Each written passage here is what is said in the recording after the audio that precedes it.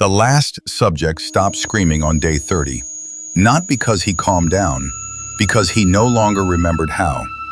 In 1983, a classified Soviet facility beneath the Ural Mountains began an experiment with a simple premise. Keep 5 men awake for 30 days using an experimental stimulant gas and document what happened to them. 5 subjects, sealed inside a soundproof chamber underground, no contact with the outside, microphones and observation glass only. The gas would keep them awake. The scientists would watch. The scientists monitored oxygen, temperature, and food consumption remotely. For the first 5 days, everything was normal. The subjects talked, exercised, and slept in shifts, until they realized the gas wasn't letting them sleep at all. On day 9, the first subject began whispering to the observation glass. Not to the scientists. He wasn't looking at them. He was whispering to his own reflection. The same spot, hour after hour, without stopping. He was saying the same phrase over and over, without variation, without pause. The recordings were enhanced 3 times before anyone dared listen. No one who heard it would describe what the phrase meant. By day 14, 3 of the 5 had stopped sleeping entirely. Not struggling to sleep, simply standing in the chamber with eyes open and vacant. No distress, no movement, just standing for hours in complete silence. On day 17, one of the men began tearing pages from his food log and eating them. Not from hunger, food was untouched nearby. He ate the paper methodically, page by page, over several hours. But that wasn't the strangest part. The entries he'd written before eating them contained detailed descriptions of events that hadn't happened yet. Things the scientists confirmed only days later. He'd written them before they occurred. Day 20. The microphones picked up scratching, not from the walls, from inside the subjects themselves. One was scratching beneath his own skin with his fingernails, slowly, as though searching for something underneath. The lead scientist ordered immediate termination, but when the team tried to open the chamber door, it wouldn't move. The subjects had barricaded it from the inside, using their own bodies pressed against the steel. They spoke through the intercom, ordering the subjects to stand down. One voice answered, then another joined it, then another, until all 5 answered in perfect unison, with a single word that silenced the entire control room. A chorus. All 5 voices speaking in perfect unison, in a language no one in the facility recognized.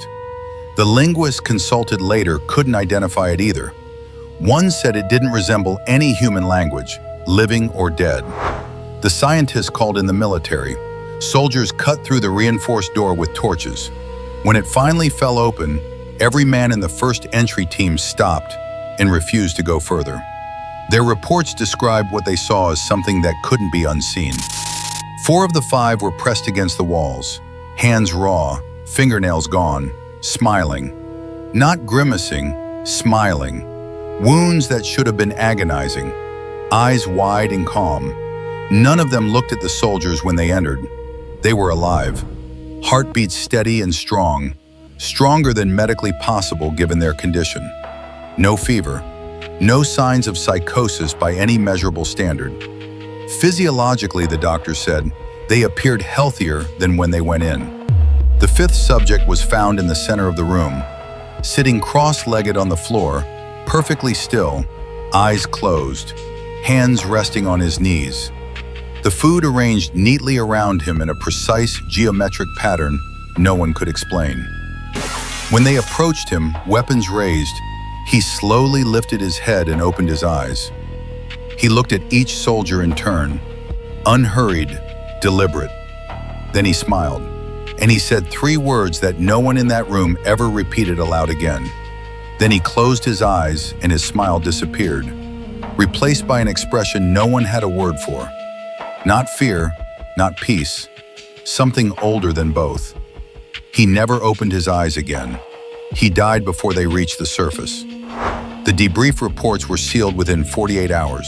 The scientists were separated, relocated, and forbidden from contacting one another. Several were never heard from again. The experiment officially never happened. But one researcher kept a private journal, hidden from his handlers, written in a personal shorthand.